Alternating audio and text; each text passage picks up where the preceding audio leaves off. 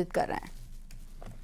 80 वर्ष की उम्र में वीर बाबू कुंवर सिंह ने अंग्रेजों को मार मार करके खदेड़ा था और आजमगढ़ तक का भूभाग उन्होंने अंग्रेजों से मुक्त करने का काम किया था। ऐसे वीर बलिदानियों की भूमि है और इसीलिए इस भूमि को मैं कोटि कोटि नमन करता हूं। आप सबको अभिनंदन इसलिए करता हूं कि आप बाबू वीर कुंवर सिंह की धरती के लाल हैं, सपूत हैं और नए भारत का निर्माण आपके हाथों में है। बहनों और भाइयों, आज मुझे आपके बीच में आने का अवसर प्राप्त हुआ है और मैं धन्यवाद दूंगा आपके सांसद, केंद्रीय ऊर्जा मंत्री और यहां के दामाद श्री राजकुमार सिंह जी को। उनको यह तो स्वीकार करना ही होगा कि जब वो आईपीएस हुए थे उनकी उम्र मात्र 20 साल थी। 20 साल थी और तब जब उनकी शादी हुई तब वे आईएएस बने और सचमुच यहां के दामाद और आरा के सपूत ने प्रशासनिक सेवा के जिस भी पद पर रहे उन्होंने इस धरती के मान को बढ़ाया बड़े गर्व के साथ, क्योंकि भारत सरकार के गृह सचिव के रूप में उनके कार्यकाल को हमने देखा था, क्या शानदार काम किया था। और बहनों और भाइयों, पिछले 5 साल से मैं उनके कार्य को बहुत नजदीक से देख रहा हूं। भारत के ऊर्जा मंत्री के रूप में उत्तर प्रदेश जैसे 25 करोड़ की आबादी के राज्य को भी बिजली संकट से मुक्त करने के लिए और केवल समस्या नहीं देना है, समस्या का समाधान भी देना है। समाधान का मार्ग निकालने वाले राजकुमार सिंह जी को आप सबका फिर से आशीर्वाद प्राप्त हो, इसके लिए आप सबसे अपील करने के लिए मैं आया हूं। बहनों और भाइयों, चुनाव के अंतिम चरण में हम लोग चल रहे हैं। 1 जून को चुनाव होना है। 6 चरणों के चुनाव हो चुके हैं। 6 चरणों के चुनाव में मुझे देश के अंदर अलग अलग राज्यों में जाने का अवसर प्राप्त हुआ।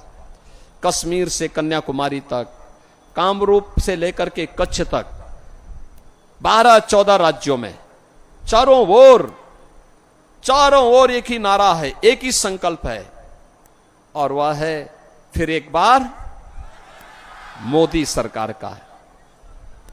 एक ही नारा गूंज रहा है कि फिर एक बार और अब की बार 400 पार।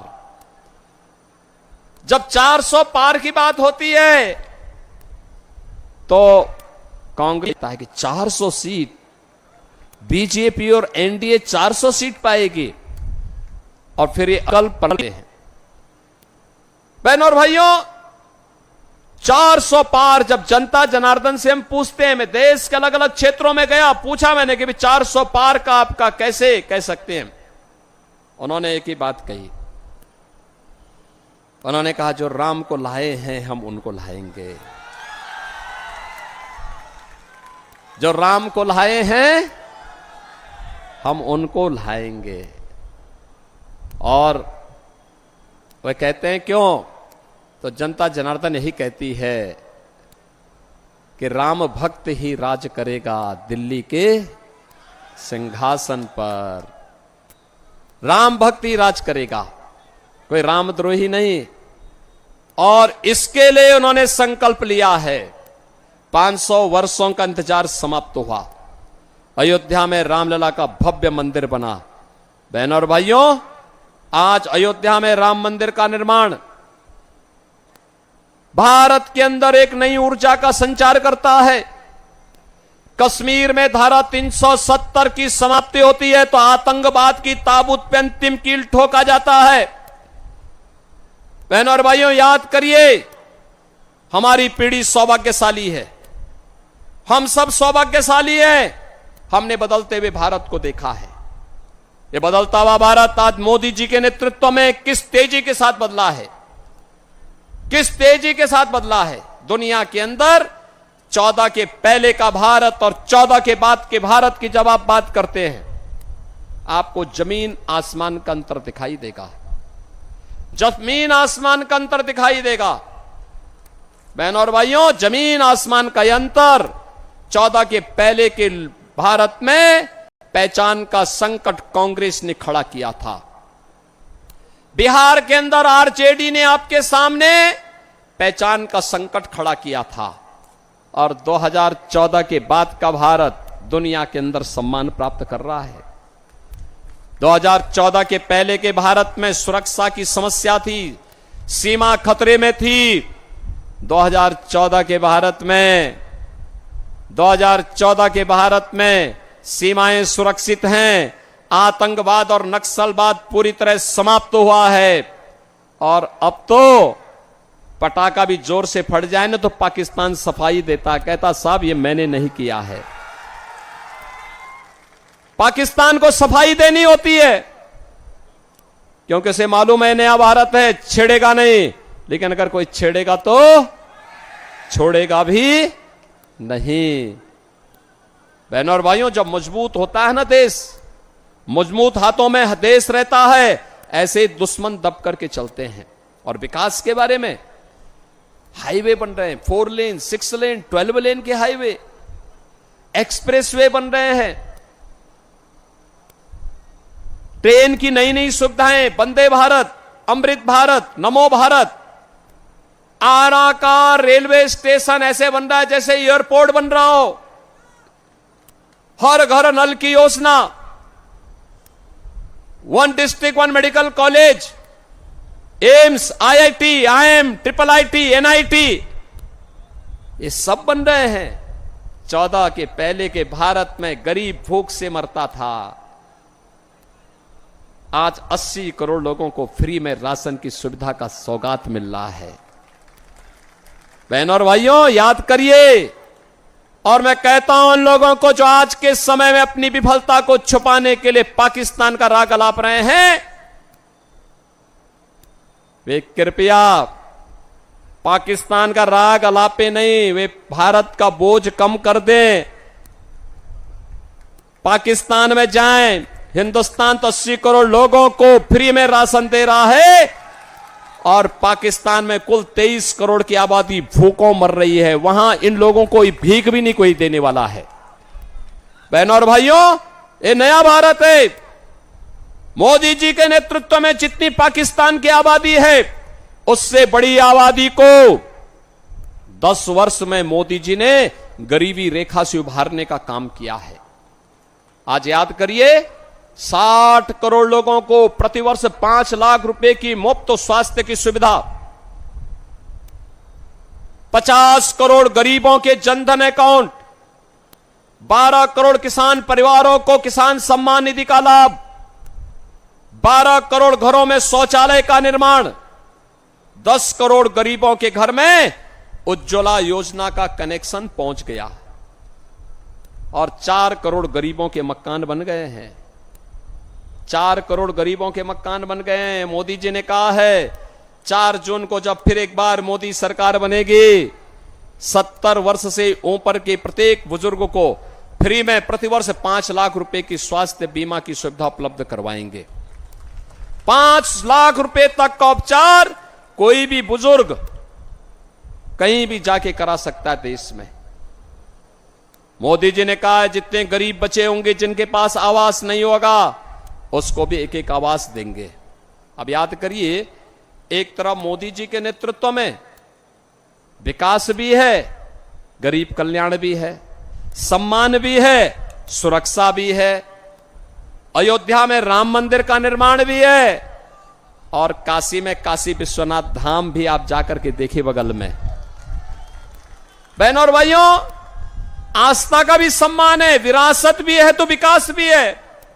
और दूसरी तरफ कांग्रेस और आरजेडी आपको कहां ले जाना चाहती है।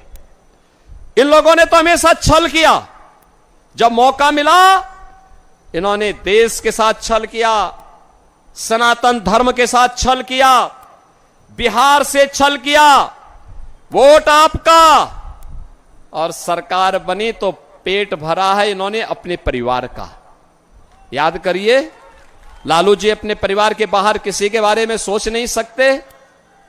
आप सोचिए, पूरी दुनिया से कम्युनिस्ट समाप्त हो रहे हैं, बंगाल से समाप्त हो गया, और यहां पर एक नक्सली को इन्होंने प्रत्याशी बना करके उतारा है। आप बताओ, बेटी और व्यापारी की सुरक्षा के लिए जो खतरा हो, ये लोग उसको प्रत्याशी बना करके आपकी सुरक्षा को फिर कैद कर देना चाहते हैं, अराजकता पैदा करना चाहते हैं। इनकी मंशा अच्छी नहीं है। इनकी घोषणा पत्र को अगर आप देखेंगे तो इंडी गठबंधन का घोषणा पत्र इतना खतरनाक है। कहते हैं आएंगे पर्सनल लॉ लागू करेंगे। पर्सनल लॉ का मतलब जानते हैं आप? पर्सनल लॉ का मतलब बेटी स्कूल नहीं जा पाएगी, महिलाएं बाजार और ऑफिस नहीं जा पाएंगी, बुर्का पहन करके घर में दुपकना पड़ेगा, और 3 तलाक की कुप्रथा को ये फिर से देश में लागू करेंगे। आधी आबादी का विरोध कर रहे हैं ये कांग्रेस और आरजेडी के लोग। बहनों और भाइयों, भारतीय जनता पार्टी इस घोषणा को करती है कि भारत चलेगा बाबा साहब भीमराव अंबेडकर के द्वारा बनाए गए संविधान से। भारत के अंदर कोई शरीयत का कानून लागू नहीं हो पाएगा। बहनों और भाइयों, इनके द्वारा क्या किया जा रहा है? कहा जा रहा है कि सत्ता में आएंगे तो लालू जी ने तो कहा है कि ओबीसी का जितना भी आरक्षण है ये सब आरक्षण हम मुसलमानों को दे देंगे। क्या आप इससे सहमत हैं? क्या हिंदुओं का आरक्षण काट करके अनुसूचित जाति, पिछड़ी जाति और अनुसूचित जनजाति का आरक्षण काट करके आप किसी को दे देंगे क्या? बाबा साहब भीमराव अंबेडकर ने कहा था कि धर्म के आधार पर आरक्षण नहीं हो सकता। अभी कोलकाता हाईकोर्ट ने इंडी गठबंधन के एक महत्वपूर्ण घटक टीएमसी के फैसले को पलटा है और कहा है कि आरक्षण का लाभ अनुसूचित जाति, जनजाति और पिछड़ी जाति के लोगों को ही मिलेगा। धर्म के आधार पर आप मुसलमान को आरक्षण नहीं दे सकते। बहनों और भाइयों, ये फिर भी देना चाहते हैं, ये जानते हुए कि भारत का विभाजन का आधार धर्म बना था, तब भी ये पाप कर रहे हैं, देश के खिलाफ छल कर रहे हैं, आपके साथ कपट कर रहे हैं, धोखा देने का काम कर रहे हैं।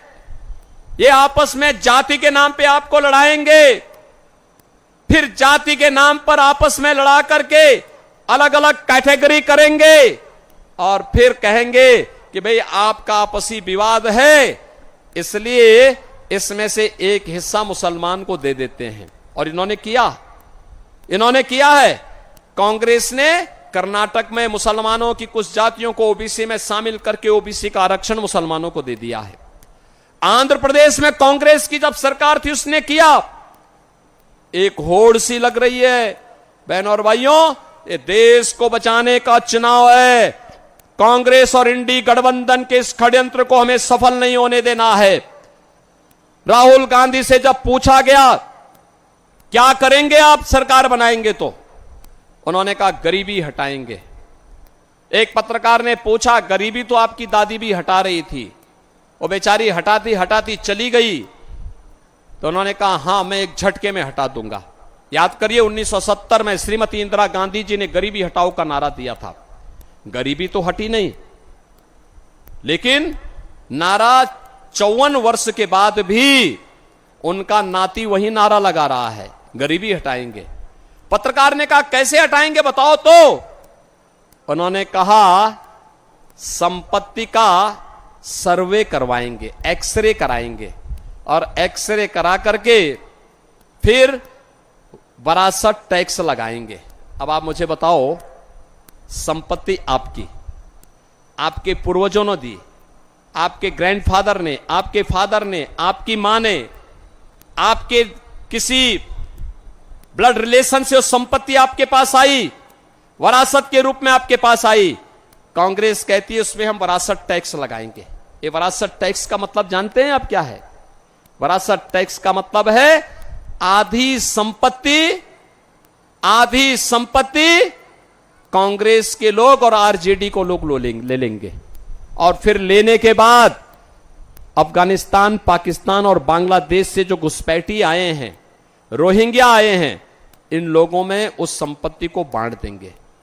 जैसे आपके पिताजी ने, आपके दादा ने, बाबा ने कोई 4 कमरे का मकान बनाया है, आज अगर वे नहीं मकान आपके नाम पे आ गया, ये वरासत टैक्स लगाएंगे और कहेंगे 2 कमरे आपके पास रहेंगे, 2 कमरे किसी बाहरी मुसलमान को दे देंगे। क्या आप इसको स्वीकार करेंगे? क्या स्वीकार करेंगे? क्या आरा इसको स्वीकार करेगा? क्या बहन और भाइयों, ये कांग्रेस, आरजेडी और ये माले के अंदर औरंगजेब की आत्मा घुस गई है।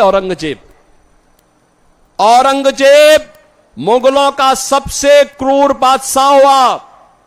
कोई शरीफ मुसलमान भी अपने पुत्र का नाम औरंगजेब नहीं रखता है। इसलिए नहीं रखता है क्योंकि औरंगजेब ने सबसे पहले अपने भाई की हत्या की, फिर अपने बाप शाहजहां को, जिसने आगरा का ताजमहल बनाया था, उसको कैद किया। और अगर औरंगजेब और शाहजहां के बारे में पढ़ना है तो पटना की खुदाबख्त लाइब्रेरी में जाकर के पढ़िए। वहां पर इसके बारे में वो लिखता है शाहजहां कि तुझ जैसा कमबख्त पुत्र किसी को पैदा न हो, तूने जीते जी मुझे एक बूंद पानी के लिए तरसाया है। तुझसे अच्छा तो ये हिंदू है जो अपने बड़े बुजुर्गों का सम्मान करता है और मरने के बाद भी उनको श्राद्ध और तर्पण दे करके उनको जल देने का काम करता है। बहनों और भाइयों, औरंगजेब ने हिंदुओं पर एक कर लगाया था, उसका नाम था जजिया कर। जजिया कर हिंदुओं पे जबरदस्ती लगाया जाता था और कहा जाता था ये तो जजिया कर दो और नहीं तो मुसलमान बनो। बहनों और भाइयों, व्यापक पैमाने पे उसने धर्मांतरण किया था। ये कांग्रेस, आरजेडी और ये माले का वरासत टैक्स औरंगजेब का ही जजिया कर है। क्या हम स्वतंत्र भारत में कांग्रेस और इनके सहयोगियों को क्या ये जजिया कर देंगे? क्या हमें नहीं देना चाहिए, कतई नहीं देना चाहिए। ये तीसरी बात क्या कहते हैं? कहते हैं अगर कांग्रेस की सरकार बनी तो अल्पसंख्यकों को उनकी रुचि के अनुसार खान पान की स्वतंत्रता देंगे। बहनों और भाइयों, मैं ये नहीं समझ पाया कि ये बात लिखने की आवश्यकता क्या थी। भाई, बहुसंख्यक जो खाता है, दाल चावल रोटी सब्जी बाटी चोखा सतुआ जो भी खाता होगा, वह तो अल्पसंख्यक भी खाता है। उसको किसने रोका इसको खाने में? पकौड़ी खाना है, पूड़ी खाना है, जो भी उसको खाना है खाए। लेकिन एक जगह में आकर के बहुसंख्यक और अल्पसंख्यक टकरा जाते हैं। जब कोई मुसलमान कहता है कि मैं गौ हत्या करूंगा, मैं गौमांस खाऊंगा, हिंदू अड़ जाता है, कहता नहीं, जन्म जन्म का नाता है, गाय हमारी जन्म जन्म का नाता है। बोलता कि नहीं बोलता है? क्या हम गाय कटने की छूट देंगे? क्या इन गौ हत्यारों को हम सत्ता सौंपेंगे? अरे मैं तो आपसे कहने के लिए आया हूं, जो राम मंदिर का पुण्य आपके साथ जुड़ा हुआ है, इस जन्म में अपनी पीढ़ी को बता पाएंगे और परलोक में जाकर के पूर्वजों को बता पाएंगे कि आपके संकल्प की पूर्ति करके आए हैं हम लोग। बोल पाएंगे ना? बोल पाएंगे ना? ये माले आरजेडी और कांग्रेस के गठबंधन को वोट देने का मतलब क्या है? पाप अपने सिर के ऊपर ले लेना। आज बहनों और भाइयों, जो परिवर्तन देश के अंदर मिला है, इस परिवर्तन के वाहक आप हैं। आप अच्छे सांसद को चुनाव जिता करके भेजे। 14 में आपने आरके सिंह जी को चुनाव जिता के भेजा, मोदी जी प्रधानमंत्री बने। आपने चुनाव जिता के भेजा, उन्होंने आरजेडी के अंधकार को दूर करके पूरे देश को उजाला देने का काम किया है, जगह जगह बिजली पहुंचाने का काम किया है। उत्तर प्रदेश में तो 1,20,000 मजरों में आरके सिंह जी के नेतृत्व में बिजली पहुंचाने का काम हुआ है। आप सोचिए 1,20,000 मजरों में 1,53,00,000 गरीबों को फ्री में विद्युत कनेक्शन वहां दिए गए हैं और आज बिजली वहां चलती है। पूरी 24 घंटे बिजली सबको बिना भेदभाव के मिल रही है। सांसद आप चुनते हैं, एक वोट आपको यश का भागीदार बना देता है।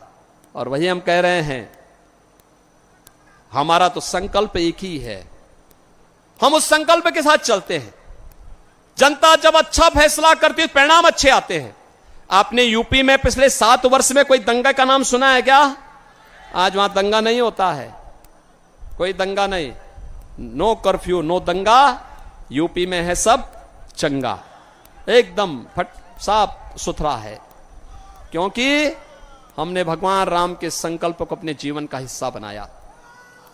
हमने कहा निस्सरहीन करो मही भुज उठाए प्रणकीन। हमने तय किया ये जितने भी आतंकवादी थे, जितने नक्सलवादी थे, जितने बड़े बड़े माफिया थे, हमने कहा एक तरफ भगवान राम अयोध्या में विराजमान होंगे, दूसरी तरफ इन सब की राम नाम सत्य की यात्रा भी निकलेगी।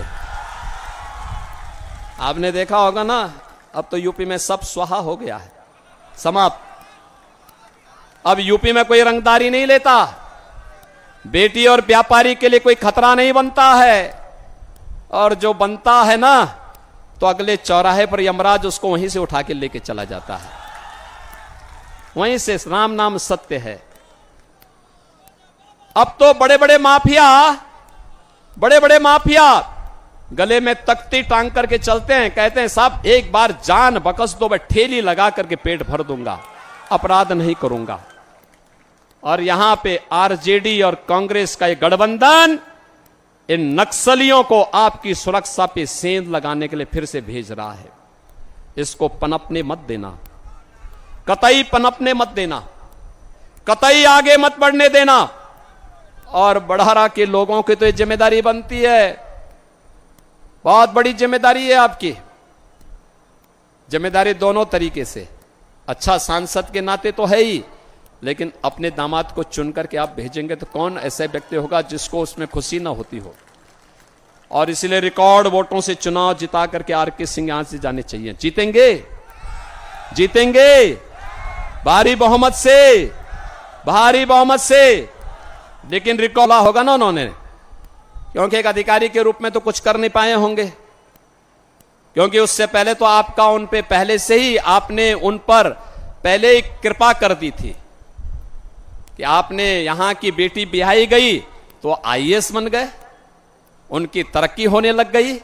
अब 20 साल की उम्र में जब लड़का पढ़ता है, बीए कर रहे थे, आईपीएस बन गए और फिर आईएएस में आ गए, फिर बिहार के भी गृह सचिव, भारत सरकार के भी गृह सचिव बने, और फिर एक बहुत ब्राइट कैरियर के साथ कार्य करते करते करते आज भारत सरकार की ऊर्जा मंत्री के रूप में भी एक ऐसे मंत्री बिना रुके, बिना डिगे, बिना झुके मोदी जी के अभियान को, उनके मिशन को, उनके विजन को रहा है। बिहार का भी हो रहा है और आरा का भी नाम हो रहा है। और इसलिए बहनों और भाइयों, मैं आप सबसे अपील यही करने के लिए आया हूं, रिकॉर्ड वोटों से आरके सिंह जी जीतेंगे। क्या आप लोग इसकी जिम्मेदारी लेंगे? आप सभी लोग लेंगे? 3 दिन चुनाव के बचे हैं, इन 3 दिन का उपयोग कैसे करेंगे? कैसे करेंगे? 3 दिन का समय है, 3 दिन में मेरे 2 बातें मानेंगे? मैं आया हूं 2 बात करने के लिए। पहले देने जा रहे हैं, कितने लोग हैं? पीछे के लोग भी देखो भाई, जहां तक मेरी आवाज पहुंच रही है, दोनों हाथ पाकर के इधर के लोग भी भाई, इधर के कितने लोग 3 दिन देश के लिए कौन देगा? देंगे आप? आपको मैं एक जिम्मेदारी दे रहा हूं, अगले 3 दिन आप में से हर व्यक्ति को 10-10 घरों में जाना है, 10-10 घरों में जाना है। 10 घरों में इसलिए जाना है, कहना साहब आत्मनिर्भर और विकसित भारत के लिए विकसित बिहार भी चाहिए, और विकसित बिहार तभी होगा जब कि 10-10 परिवार का मतलब 3 दिन में 30 घर, घर का मतलब 150 मतदाता करेंगे। और दूसरा, 1 जून को सुबह 7 बजे मतदान। उन सभी मतदाताओं को जब आप 5 बजे उठेंगे तब 7 बजे उनको लेकर के मतदान केंद्र में जा पाएंगे। 7 बजते ही उनको मतदान केंद्र में ले जाकर के मतदान करा देना है। कराएंगे? करा पाएंगे? सभी लोग करा पाएंगे? पीछे, इधर, उधर, पीछे सब लोग बोलो भाई, पीछे क्यों पे आप लोग इतने क्यों वो हो? अरे अब आपसे आर.के. सिंह जी दहेज के नाम पे कुछ नहीं मांगने वाले हैं। अब वोट केवल मांग रहे हैं और मैं मांग रहा हूं वोट, तो मैं आया हूं आपसे मांगने के लिए। देंगे सभी लोग? मैं माता की, भारत माता की, भारत की राम। धन हुई बरहरा की धरती। अब मैं धन्यवाद ज्ञापन के लिए आप देख रहे हैं न्यूज़ 18